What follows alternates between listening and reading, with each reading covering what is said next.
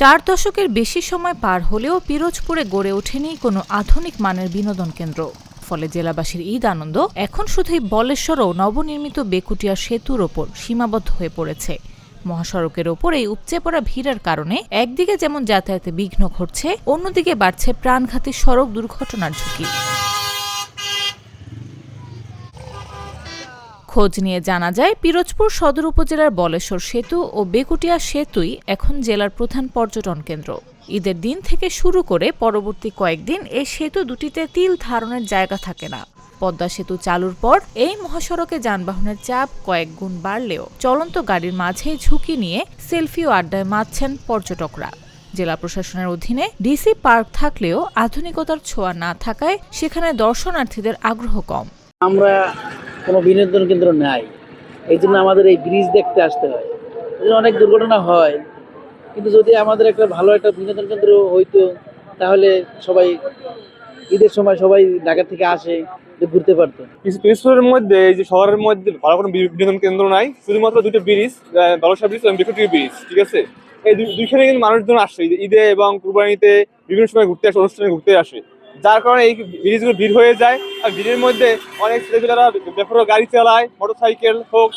আপনারা বিগত দিনে দেখছেন অনেক অ্যাক্সিডেন্ট হয়েছে। স্থানীয়রা বলছেন, পিরোজপুরে ঘুরতে যাওয়ার মতো আর কোনো জায়গা না থাকায় বাধ্য হয়ে এই ব্রিজে আসতে হয়। ছোট বাচ্চাদের নিয়ে সবসময় আতঙ্কে থাকতে হয়। পিরোজপুর জেলায় একটি মানসম্মত আধুনিক পর্যটন কেন্দ্র থাকলে ঈদ আনন্দ আরো কয়েক গুণ বেড়ে যেত। পিরোজপুর এলাকায় তেমন কোনো ঘোরাফেরার তেমন জায়গা নাই। অনেকে শখ করে ঈদের সময় বা বিভিন্ন অকেশনে ঘোরার জন্য অনেক ভালো জায়গা খুঁজে, কিন্তু কোথাও তেমন না পেয়ে এখানে অনেকে আসে, যেখান থেকে আমি কথা বলতেছি।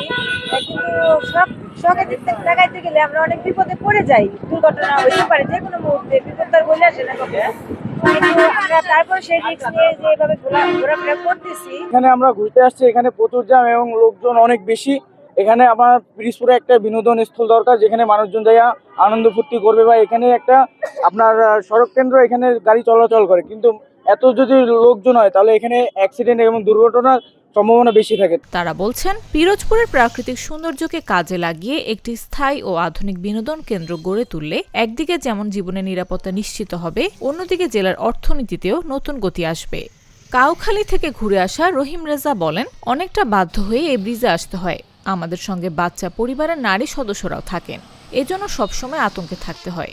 বিগত বছরের ঈদগুলোতেও আমরা দেখেছি এই ব্রিজগুলোতে অনেক দুর্ঘটনা ঘটেছে, এমনকি এখানে দুর্ঘটনায় মানুষ মারা গিয়েছে। পিরোজপুরে এখানে একটা বিনোদন কেন্দ্র, কিন্তু এখানে পরিবার নিয়ে আসাটা একটা ঝুঁকিপূর্ণ। এই রাস্তার পাশে তাহলে একটা গাড়ি এসে গাড়ি উপরে উঠে যাইতে পারে পরিবারের। এই দায় তো সরকারের নেওয়া উচিত। এখানে একটা সুন্দর একটা আনন্দময় জায়গা তৈরি করা উচিত সরকারের, যেখানে পরিবার নিয়ে মানুষজন যাবে, সময় স্পেন্ড করবে। কিন্তু এখানে তো আসাটা ঝুঁকিপূর্ণ। এখানে এই গাড়ি থাকে, বাস আসে, ট্রাক আসে, একটা গাড়ি উপরে উঠে গেলে, একটা দুর্ঘটনা ঘটে গেলে এই দায় তো কেউ নেবে না। সরকার দিকে আমি দৃষ্টি আকর্ষণ করতেছি। পিরোজপুর জেলা পুলিশ সুপার মোহাম্মদ মঞ্জুর আহমেদ সিদ্দিকী বলেন, দর্শনার্থীদের নিরাপত্তা নিশ্চিত এবং কোনো অপ্রীতিকর ঘটনা এড়াতে আইনশৃঙ্খলা বাহিনীর সদস্যদের দিয়ে সার্বক্ষণিক নজর রাখা হচ্ছে।